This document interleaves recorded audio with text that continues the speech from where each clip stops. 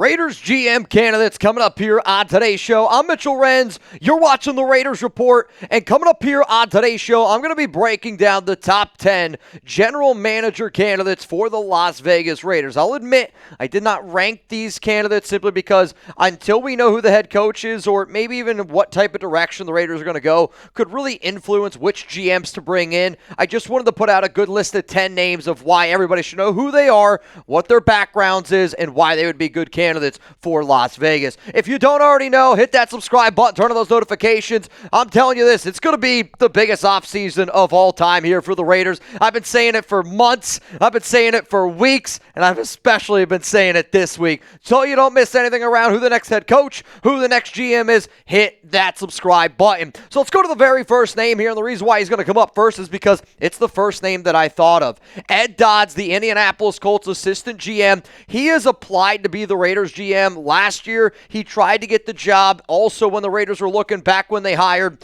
remember Dave Ziegler, Josh McDaniels. Dodds also started working with the Raiders back with like Jim Harbaugh early in 2002. Very well-respected guy, and if the Silver and Black decide to hire Pete Carroll, Dodds was also a part of the regime and on that team with the Seattle Seahawks when they ended up winning a Super Bowl. He wasn't doing anything major. I believe he was just a national scout, but he definitely does still have some ties to Pete Carroll, who could get a job here with the Raiders. Let's go to another name here. It's Ray Agnew, and this guy has done a phenomenal job. And if the Raiders want to bring in Ben Johnson, could be a name to consider as well. Assistant GM for the Detroit Lions. And one of the reasons why I like Agnew a lot, he's been working in Detroit, and he's really helped that regime put together one of the best overall rosters in the NFL. Like, if I'm looking at what type of team I want the Raiders to become in the next 2 to 3 years, I know a lot of people might go, oh, it's the Chiefs, right? I mean, sure, if I get a quarterback like Patrick Mahomes, but they don't grow on trees. If we're looking to build an overall roster, that Detroit Lions roster is the best roster in the league, and Ray Agnew has really helped out with that. Let's go to another name here. It's John Spytek, and Spytek wasn't the assistant general manager. Technically, also Tampa Bay has another GM. His name is Mike Greenberg, not the guy from ESPN. But Spytek, based on a lot of the reports out there, a lot of the rumblings, is the guy that's a little bit more, maybe the better candidate overall, if you will. But for Tom Brady, somebody who worked with Spytek back when they won a Super Bowl in Tampa Bay, obviously there's a connection there with Liam Cohen. The Raiders are a little bit interested in the OC for Tampa. But I also said a few days ago that there's a lot of rumblings going on right now in Tampa Bay just around that coaching staff with Tom, who spent some time there, and also Mark Davis has some good relationships with some people from the Tampa Bay Buccaneers. So here's going to be the pinned comment on today's show. Who will be the next Raiders GM? You're about to get hit with a YouTube ad break. I want you to scroll on down while that ad is playing and just give me your best answer. Let's go to the next name here, and I'm curious because I will say this. Lance Newmark is a sneaky name. When I was live on the show, I had somebody send in a question about Newmark, and they're like, hey, this is a guy to look at. I sent out a few messages. I'm still waiting to hear back, but I did a little bit of reading on Newmark, Washington assistant general manager, and one of the things that I said when I was live when we were breaking down the news that they moved on from Tom Telesco was I like to be able to see what good organizations do and try to replicate it. Look at what the Washington Commanders did this offseason. Brand new head coach in Dan Quinn, went out and got a great general manager in Adam Peters, went out and got a great OC in Cliff Kingsbury, went out and got a quarterback like Jaden Daniels. I think that that's a pretty good thing that we should be looking at. And Newmark also, by the way, has ties to Detroit. And he's got ties to Detroit, and he's got ties to Ben Johnson. This has been a big name circulating. The Raiders will interview Ben Johnson today, which I'm excited for. The Raiders also will interview Aaron Glenn, the DC for the Lions, on Friday as well. So, a lot of Detroit Lions smoke. And what's also interesting, Aaron Glenn turned down an interview for the New England Patriots head coaching job. Maybe the writing's already on the wall there that Mike Vrabel's going to go there. Let's go to another name here. It's Ryan Grigson from Minnesota, Senior VP of Player Personnel. If the Silver and Black decide to look at a guy like Brian Flores also is a candidate to be the next Raiders head coach, as reported by many people around the Silver and Black. And Brian Flores has apparently okay relationship now with Tom Brady. I thought that there might have been a little bit of a rocky road with some things that happened back when he was with Miami, though Flores for 10 years was with New England when Tom Brady was there. Ryan Grigson has some of those ties in with Brian Flores, so just another good name to keep in mind, because if you look at that Minnesota Vikings team,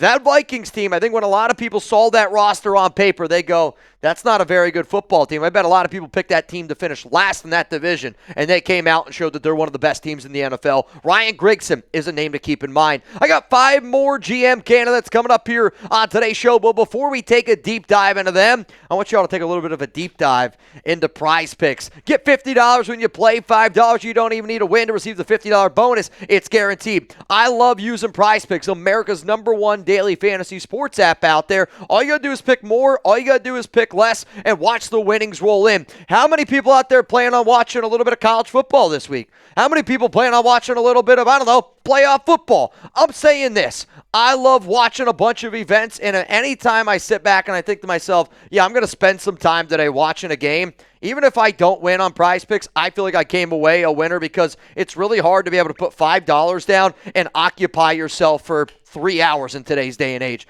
If you play Prize Picks, I guarantee that you're going to be able to do that. So go to prizepicks.com/CLNS. Make sure, again, that you use code CLNS. That link's going to be available to y'all down in the comments, down in the description. And if you weren't paying attention, maybe you were pulling a Gardner Minshew and picking your nose, download the app today. Use code CLNS to get $50 instantly after you play your first $5 lineup. Sign up today and get $50 instantly when you play $5. You don't even need to win to receive the $50 bonus. It's guaranteed. If you want to roll with Chugs' lineup this week, here is Chugs' lineup. You can put 5, you can put 10, you can put whatever you want on it. And I'll tell you this, if this one hits, you're going to be a very happy camper, especially in the new year. So one more time, huge shout out to Prize Picks for sponsoring the Raiders Report. And if you do end up winning money, one of the reasons why I love Prize Picks is because with them putting their members first, all withdrawals are fast, safe, and secure. So when your picks hit, you can get your money actually in as little as 15 seconds. Prize Picks, love them.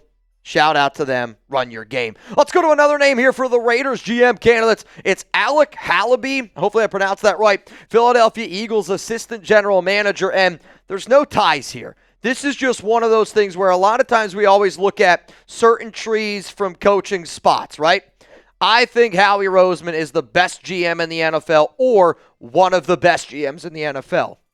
So why would you not try to get somebody who's been working right next to Howie Roseman, the most aggressive GM in the entire league? I would love to be able to bring in Halaby and pick his brain, especially if he's anything like Howie Roseman. If he's not, though, I don't want him. Let's go to another name here. It's Mike Borgonzi, and I almost feel like this is like Nate Bargatze, one of my favorite comedians in the game right now. Borgonzi is one of the most sought-out after assistant GMs in the league, and it shouldn't be a surprise. He's working with the best team in the NFL, but also I know that they have Andy Reid. I know they have Patrick Mahomes. I know you got Travis Kelce. The Chiefs have also done a phenomenal job of being able to build in the trenches, finding the guys like Chris Jones, finding the guy like Creed Humphrey. They've done a good job being able to stack up that defense. Steve Spagnuolo deserves a lot of credit there. And if you want to go at Steve Spagnuolo, if you really want to hit the Chiefs where it hurts, imagine you bring in Spagnuolo, who the Raiders will interview the DC, and you bring in an assistant GM to take a better look at Kansas City. Let's go to another name here. It's Trey Brown. He interviewed last year for the Raiders GM job, and Trey Brown is one of these up-and-coming guys that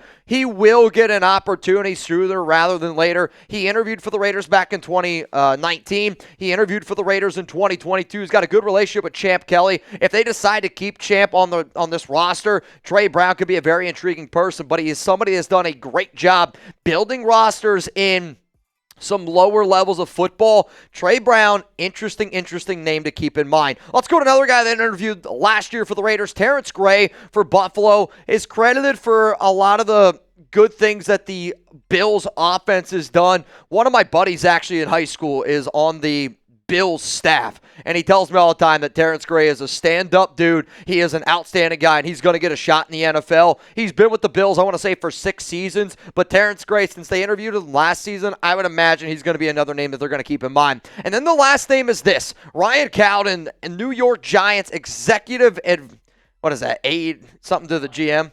What was it? Advisor, yeah, sorry, I was thinking like the office assistant to the regional manager type of thing. But the reason why Ryan Cowden's got to be on this list, and I don't know exactly what's going to happen with Mike Vrabel.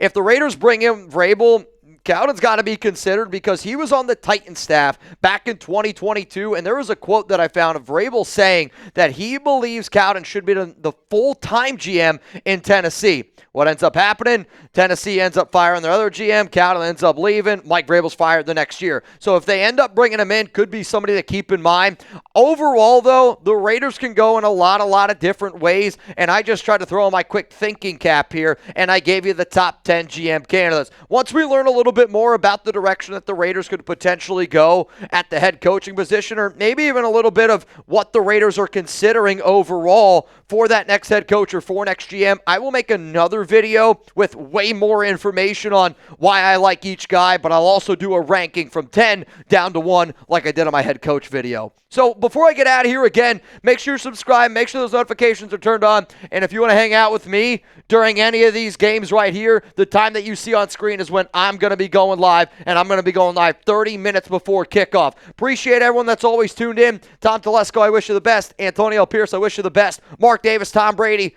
time to get down to work. Let's make this thing going again. I got to get back to commitment to excellence.